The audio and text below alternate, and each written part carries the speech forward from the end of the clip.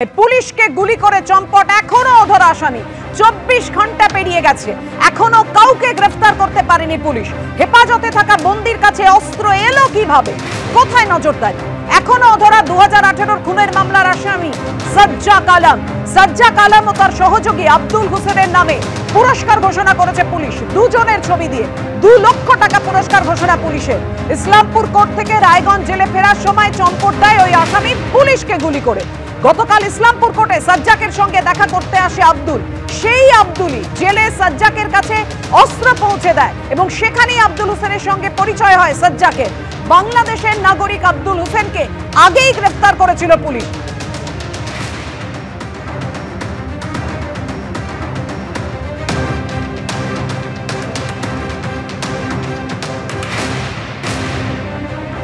আপনারা দেখতে পাচ্ছেন সেই মুহূর্তের সিসিটিভি ফুটেজ, যেটা আপনাদের সামনে রেখেছি, যখন আসামি ছিনতাই হয়ে যাওয়ার পর পালিয়ে যাচ্ছে। কথা বলবো, আমাদের সঙ্গে রয়েছেন আমাদের প্রতিনিধি অতনু হালদার। অতনু, এখানেই তো প্রশ্ন, যে কিনা অস্ত্র সরবরাহ করলো, এমন জেলের নিরাপত্তা, সে অনায়াসে পৌঁছে গেল সাজ্জাকের কাছে আব্দুল এবং সে অস্ত্র দিয়ে দিল, যে আব্দুলকে কিনা আগে পুলিশ গ্রেফতার করেছিল। দেখো, একদমই যেটা এখনো পর্যন্ত যে বিষয়টা যেটা দেখা যাচ্ছে সব থেকে গুরুত্বপূর্ণ, যে এক হচ্ছে যখন পুলিশের হাত থেকে গুলি চালিয়ে এই দুষ্কৃতী পালালো, তখন এই সাজ্জাককে ধরার জন্য পুলিশ কোনো চেষ্টা করলো না। কারণ এই প্রশ্ন উঠছে, পুলিশের কাছেও তো আগ্নেয়াস্ত্র ছিল, তাহলে সাজ্জাক যখন গুলি করে পালাচ্ছে তখন পুলিশ কেন পাল্টা গুলি করলো না?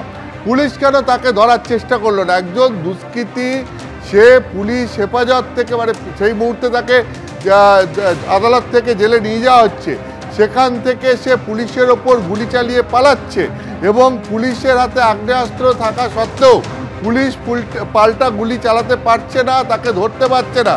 এই ছবি কিন্তু খুব একটা পুলিশের পক্ষে ভালো ছবি নয় এবং এইটাতে সামগ্রিকভাবে যেটা অভিজ্ঞ অফিসাররা মনে করছেন যে পুলিশের মরাল ডাউন করে দেওয়ার পক্ষে এই ছবিটা যথেষ্ট।